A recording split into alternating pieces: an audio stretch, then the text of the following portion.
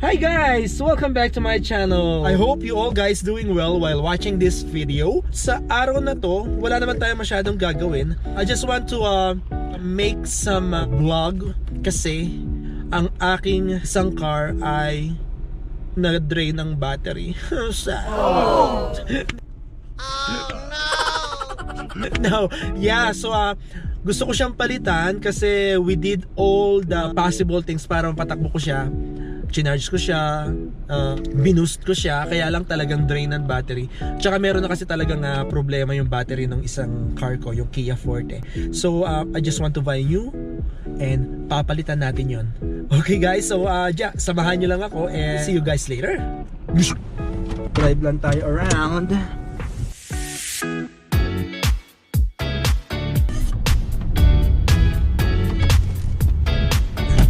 So bago tayo pupunta sa ating dapat puntahan, inutusan ako ng aking wife to buy something sa Philippine store.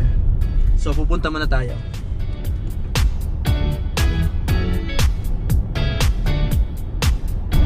We are here now sa aming main street. Tayo ngayon ay heading sa Philippine store para bumili ng some things na kailangan namin sa bahay. Kamusta naman ang inyong mga buhay-buhay? Sana ay nasa mabuti kayong kalagayan. Sa awa ng ating poong may kapal, lahat naman tayo ay patuloy na lumalaban sa nangyayari ngayon. Dito guys, mga naka-lockdown na rin yung mga establishment.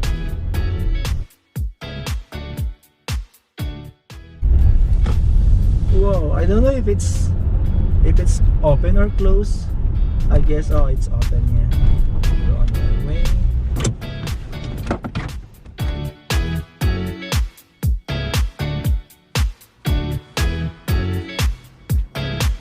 I am now heading to buy the battery. Pop-pom, pop-pom, pop-pom.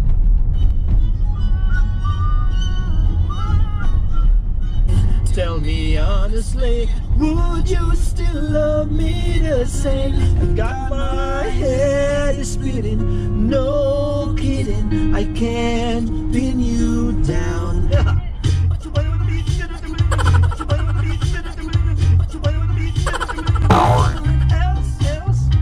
Oh, now watch me whip, watch me nene.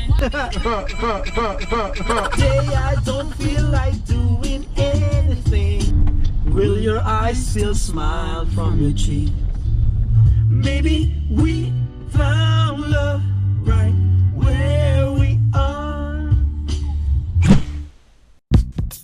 Hey guys, so okay na, nakabili na ako ng battery. 150 bucks. And 12mm dahil kailangan ko ng 12mm na wrench. Ayan, may extension dapat. So yeah, so let's see.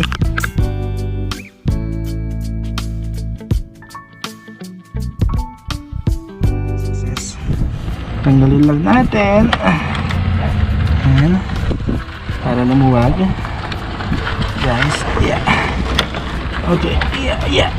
Yan, okay guys, so natanggal ko na itong positive niya. And then I'm gonna remove this negative. Okay, so tanggal na siya. At meron siya dun sa loob na 12mm. Hindi na ako ng gloves guys, so siguro okay lang.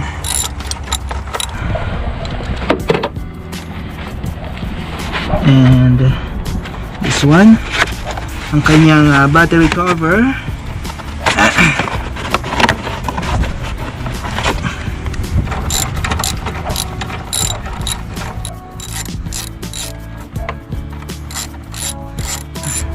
Okay, so kukunin ko siya. I'm gonna get this one. This is safety latch para hindi gumalaw ang battery. Okay, now I'm going to remove this. Okay, and now we're going to put the new one. Kailangan naka-line. Okay, batteries here. Okay. And then, tanggalin natin ang kanyang cover.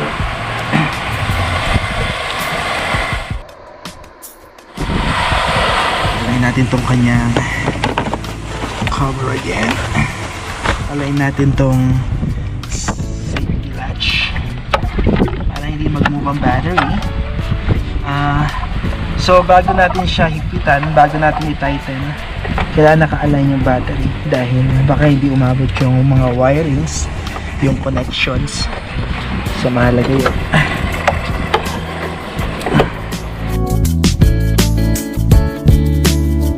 Okay, and then lagyan na natin ang ating positive terminal.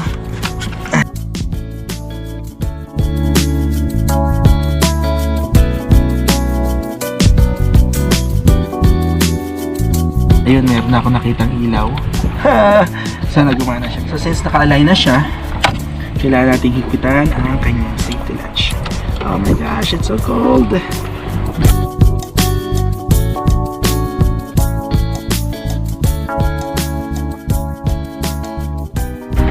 Okay, don't make it too tight.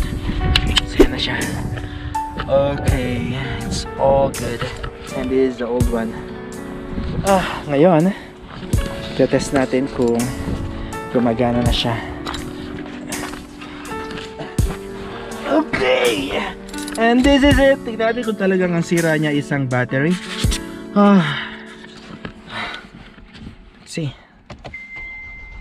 Yay! So, I guess guys, okay na siya. Okay, so ayan. Okay na siya.